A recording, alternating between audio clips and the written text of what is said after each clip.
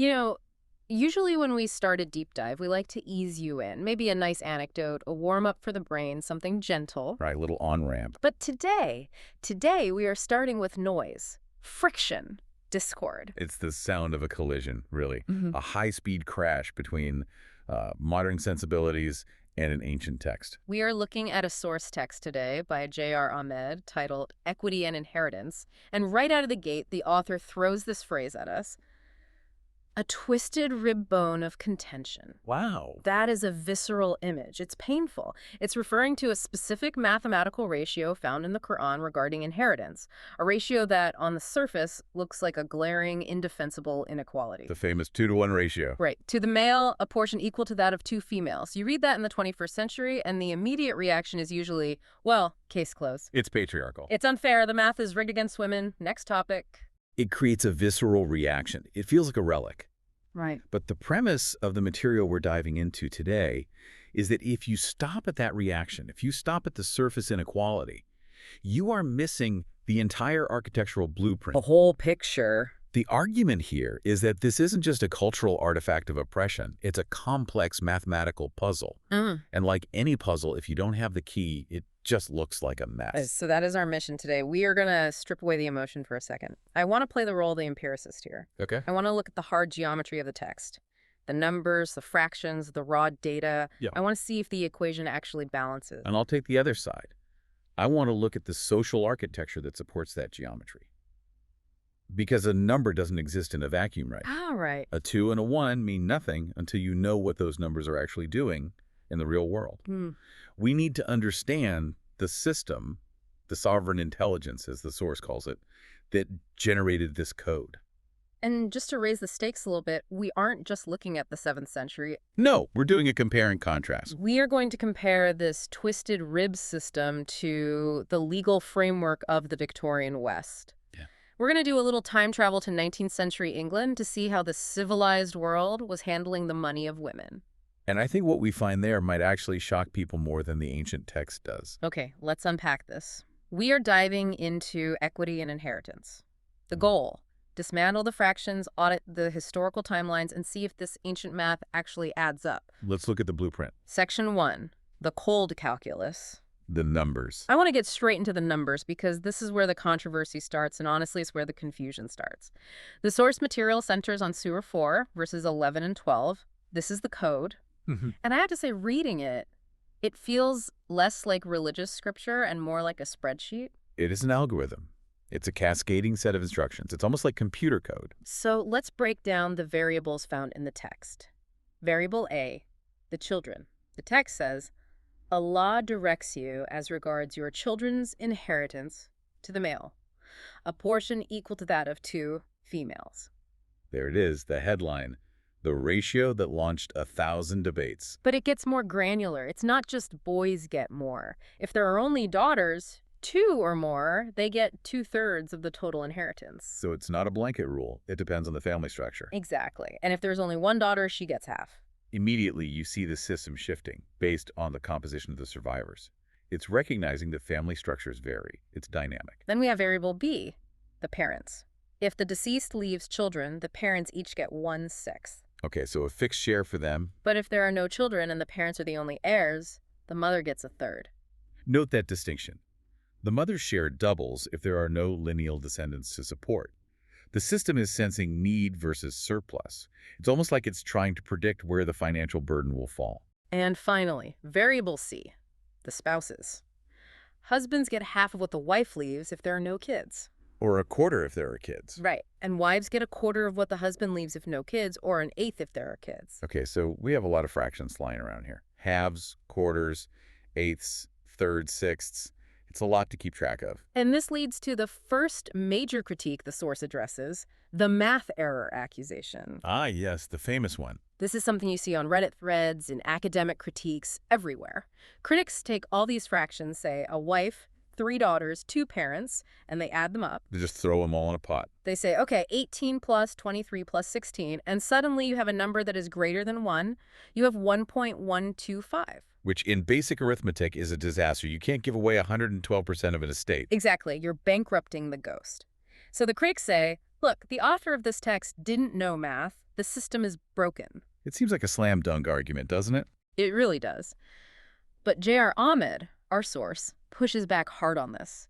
He calls this critique mischief-making. But I have to ask, is it mischief or is it just addition? Because 18 plus 23 is more than a whole in some scenarios. It is mischief because it assumes the math is a static addition problem. It assumes you just throw all the fractions on the table at once and hope they fit in the pie tin. So how do you fix it? You can't just change the numbers. No, but you can change the order you calculate them. The source introduces a concept that brings me back to middle school math class.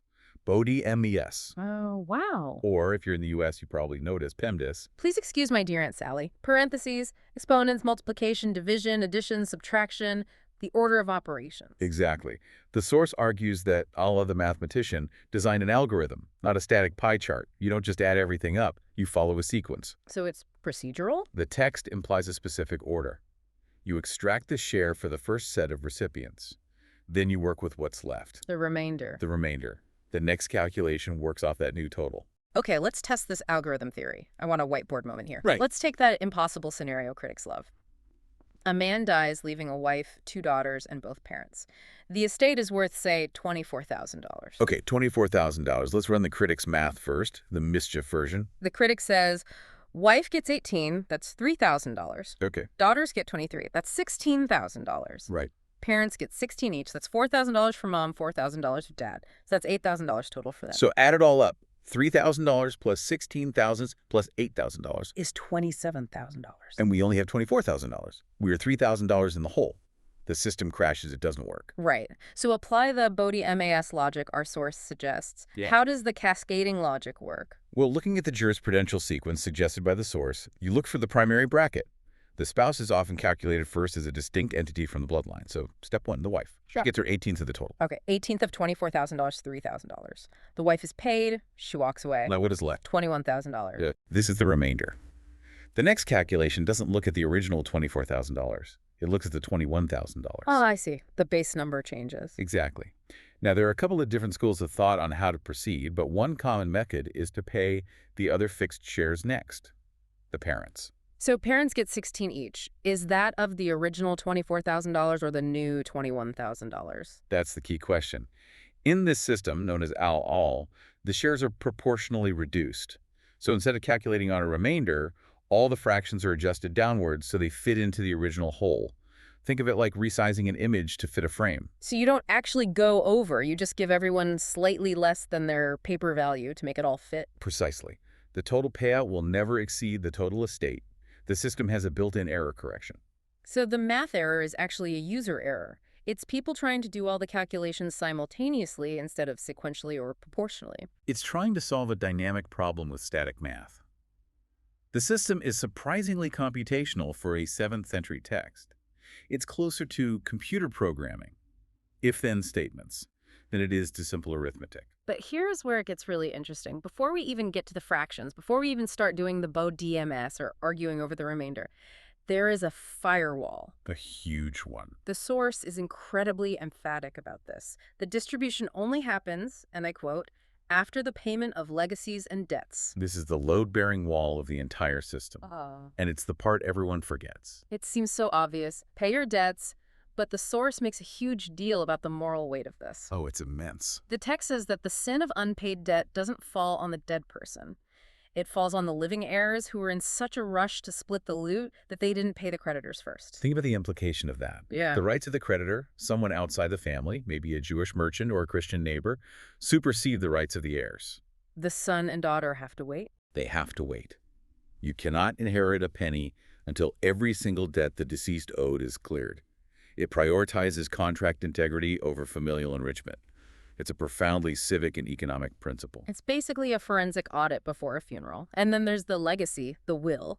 The source cites verse 2.180. It is prescribed for you, before death approaches any of you, that he set up a will for parents and family in a decent, equitable manner. This is a point of huge contention in Islamic scholarship, and we need to pause here because our source, J.R. Ahmed, takes a very specific, somewhat rebellious stance here. Yeah, he really does. Because if you go to a traditional scholar or look at standard Sunni jurisprudence, they will tell you that verse 2.180 is revoked. abrogated. Right. The traditional view is that the specific fractions we just talked about, the 12, 18, etc., replace the need for a will. They argue God wrote the will for you, so you aren't allowed to write one yourself, except for maybe a tiny portion to charity. But Emmett says no. He argues that is nonsense. Yeah. He says, look at the text. It says, writing a will is a binding duty on those who live aright. A duty. How can a binding duty be revoked? He's basically accusing the clerical class of deleting a user right because it made the math too complicated. And he asks a logical question. Why would the text demand 2 witnesses for a will, which is in Surah 5.106, by the way, if the math was fully automated? That's a great point. If you have no choice in how your money is divided, why do you need witnesses? It's a great point. If the system is just apply Formula A, there's nothing to witness. The existence of the witness requirement implies the existence of human agency, decision-making. So if Ahmed is right, a person has the freedom, the sovereign intelligence, to make proper dispensation to whoever they like before the automatic rules kick in. It's a 2-step process. First the will, then the fixed shares on what's left. He gives the example. What if you have 2 sons, and one is righteous and needy, and the other is wicked and prodigal? A classic problem, the prodigal son. If you follow the strict math, the abrogated version, they get equal shares. The wicked son takes the money and blows it on gambling. The needy son barely survives. Which doesn't feel very just, does it? Right. The source says, how can a father will to impart equal portions in that scenario? The free will allows the parent to correct for reality. You can say, I am leaving 60% to the son who actually takes care of me. Or I'm leaving a bequest to my adopted child who isn't in the genetic lineage. So the argument is, the fixed fractions, the 2.1 ratio and all that, are the default settings. They are the backup generator. The safety net. They are what happens if you die without a will, or they apply to the remainder after the will is executed. They're the safety net, not the straitjacket. That is a radical reinterpretation for many people. It suggests the inequality is actually optional. You can fix it with a will. But even if it's just the default, even if it's just the backup plan, we still have to deal with that 2.1 ratio. Of course. Why is the default that a man gets double? And that is the perfect pivot to Section 2. Because you can't answer that with math, you have to answer it with sociology. Section 2, the rationalist's analysis, the sociological safety net. We have to shift from the what to the why. The source argues that this disparity, this 2.1 ratio, isn't about the value of the person. That's a huge point. It's not saying a man is worth 2 women. It's about liability. Liability. Explain that. The source calls it the safety net theory. It all hinges on a term found in Surah 4.34, Qawwam. Qawwam. The source defines this as maintainer, protector, or, beautifully, one who helps others to stand at their feet. Right. In this legal structure, men are designated as Qawwam. This isn't just a title, it's a financial mandate. It means men must spend their wealth to support the women in their lives. Wives, sisters, mothers, and the entire family unit. So if I'm a man in this system, my money is not my money. Correct. Your money is the family's operating budget. You are legally obligated to pay for housing, food, clothing, medicine. If your wife needs something, you pay for it. If your sister is unmarried and needs support, you pay for it. That is the burden of the Qawwam. Okay, now let's flip it. What about the woman? Surah 4.32 says, women shall have a portion from what they earn. And here is the crucial distinction that the source hammers home. Women shall have a portion from what they earn, and they keep it. All of it. All of it. Yeah. In this system, a woman's wealth is legally hermetically sealed. It is hers. No one, not her husband, not her father, not her brother, has a legal claim to a single cent of it. Wow. She has no obligation to spend it on the household. She has no obligation to feed the kids with it. She has no obligation to pay the rent. The source calls it pin money in the purest sense. Disposable income. So let's go back to the inheritance ratio. Let's run a simulation. A father dies. He leaves $30,000. He has 1 son and 1 daughter. Okay. Under the 2.1 rule, the son gets $20,000. The daughter gets $10,000. On paper, that looks unfair. The son is twice as rich. Clearly. But look at the liabilities. The son now has $20,000, but he is legally encumbered. He has to pay for his own wedding, his housing, his wife's support, his children's education. And a whole family infrastructure. And crucially, if his sister falls on hard times, he has to support her too. That $20,000 is already spoken for. It's working capital. And the daughter. She has $10,000. And she has 0 financial liability. 0. Her housing is paid for by a man, her husband, or her brother. Her food is paid for. That $10,000 is pure equity. She can invest it, save it, buy a car, start a business. So the source is arguing that the equation creates a balance. When you subtract the mandatory expenses from the male share and you add zero expenses to the female share, the real value shifts. The disposable income shifts. The male share carries the weight of the total family infrastructure. Exactly. It's a functional asymmetry. One side gets more resources because they have more responsibilities. The other side gets fewer resources, but absolute autonomy over them. Hold on, I'm going to stop you there. This functional asymmetry sounds great on paper. It's a beautiful architectural diagram. The brother gets double the money because he pays for the sister's life. Right. But we live in the real world. What happens when the brother takes his double share, buys a sports car, and tells his sister, good luck? That is the million-dollar question. Because if the man doesn't pay, the woman is left with half the inheritance and all the bills. The system collapses. You're right. The source admits this is the system's fragility. It relies on the man fulfilling his Qawwam duty. It relies on his character. If he takes the privilege, which is the money, but rejects the responsibility, which is the care, he isn't just a bad brother. He is financially embezzling funds that were conditionally his. He's breaking the contract. So the system has a single point of failure, men. In a way, yes, Yeah. which is why the legal literature is so obsessed with that word, Qawwam.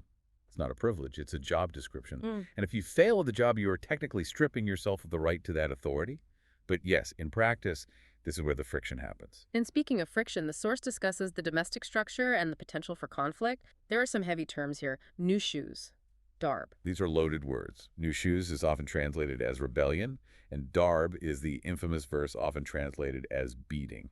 Which is a showstopper for most modern readers. You see that word and the conversation is over. Naturally. But the rationalist analysis in our source does a linguistic breakdown to soften this. It argues that darb in this context doesn't mean physical violence. It looks at the other uses of the word in the Quran. And what are those? Well, the source connects it to other usages in the text where it means to stop, to prevent, or to withdraw, like a strike in a workplace. It's used for coining money, for traveling.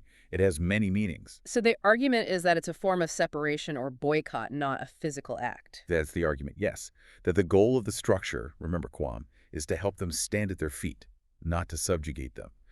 The source cites Surah 9.71, which describes men and women as colleagues in building the just economic order. Colleagues. That's a very modern word to apply to a 7th century text. It implies a partnership. Different roles, different financial streams, but a shared goal. Okay, so we have the math empiricist view, which works if you use the algorithm. And we have the sociology, the rationalist view, which works if the men actually pay the bills. A big if, but yes. But to really understand how radical this was, we need a control group. Right. Because it's easy to critique the 7th century from the 21st century, but what if we compared it to the 19th century? Section 3, architectural justice, the historical contrast. Let's step out of the desert heat and into the cool, daft drawing rooms of Victorian England. The height of civilization. The empire on which the sun never sets. And for women, it was a place where the financial sun never rose. We need to talk about a legal concept called femme covert. French for covered woman. It sounds mysterious, but the reality was brutal. The source describes English common law pre-1882. The basic legal fiction was that upon marriage, the husband and wife became one person. And that person was the husband. It's chilling when you read the details. The wife's property was surrendered to the husband.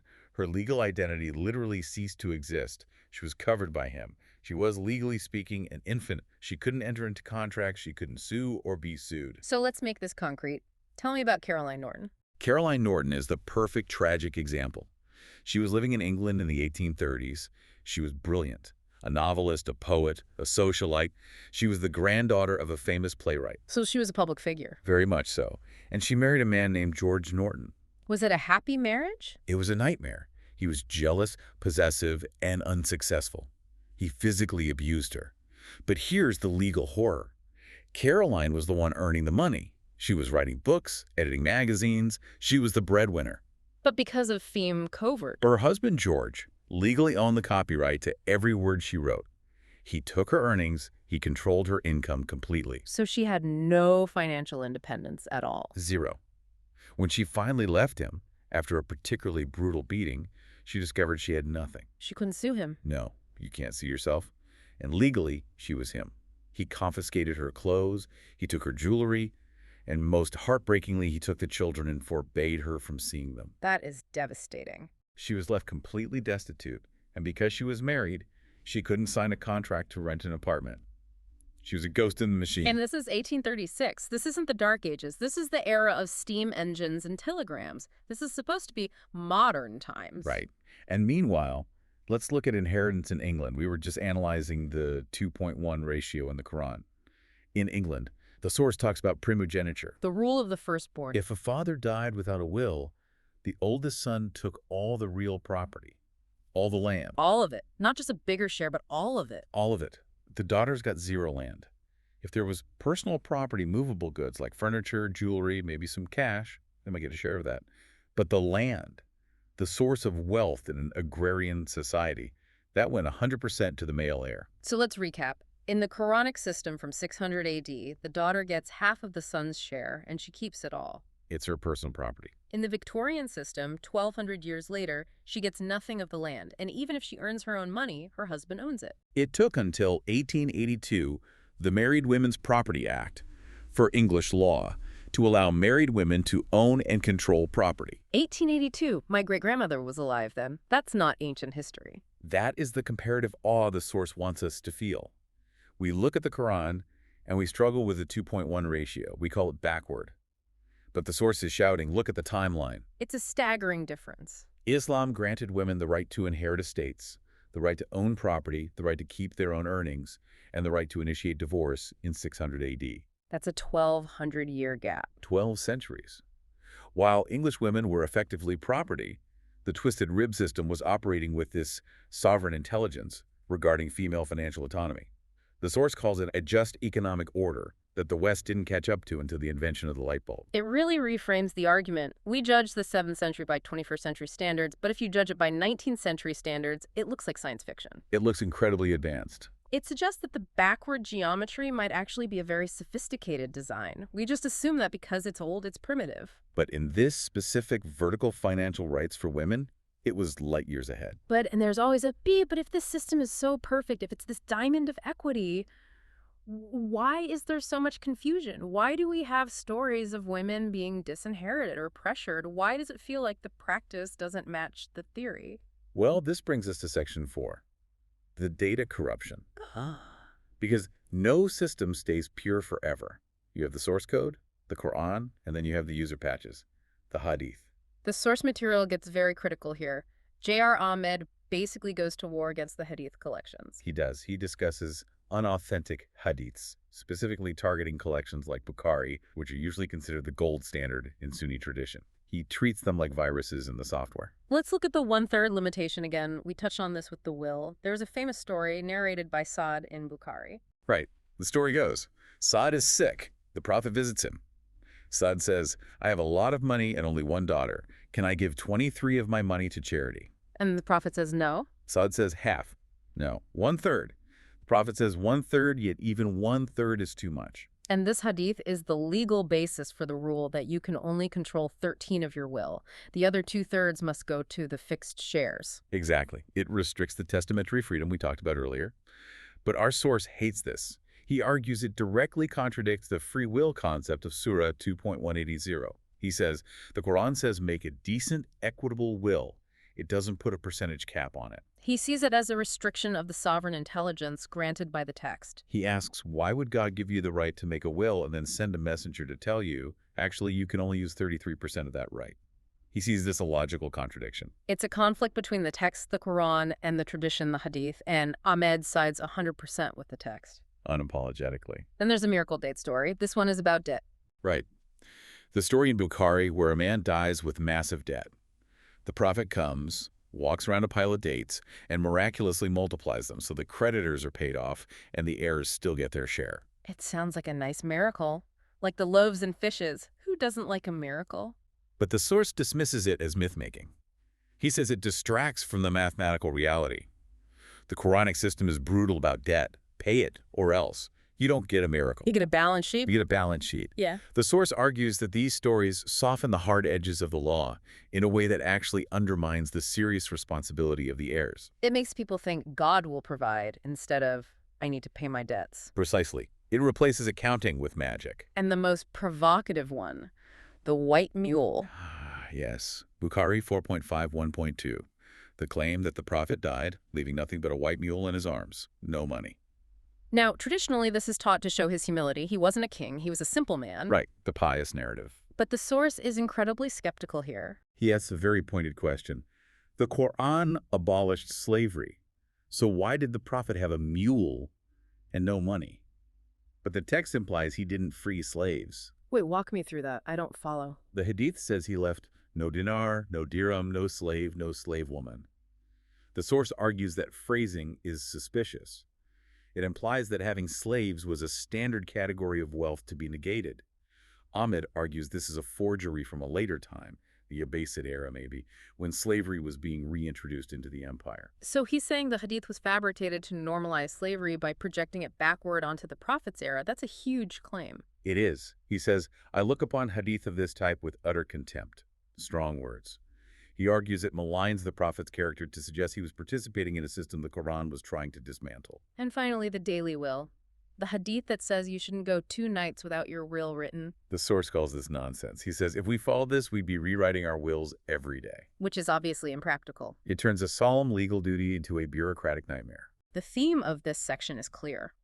The source believes the geometry of equity is found in the Quran, and the data corruption comes from later traditions that tried to tweak the math, restrict the freedom, or reintroduce old hierarchies. It's a back to the future argument. Yeah. To go forward, we have to go back to the source code and delete the plugins. So where does that leave us? We've looked at the cold calculus, the sociological safety net, the historical contrast, and the data corruption. It leaves us with a synthesis. Let's bring it into the outro. We started with the twisted rib. The idea that this system is fundamentally broken or crooked because of that 2.1 ratio. But when you actually walk through the building, when you look at the debt firewall, the cascading math, the pin money autonomy, you realize the rib isn't broken. It's a structural truss. It's supporting a very specific roof.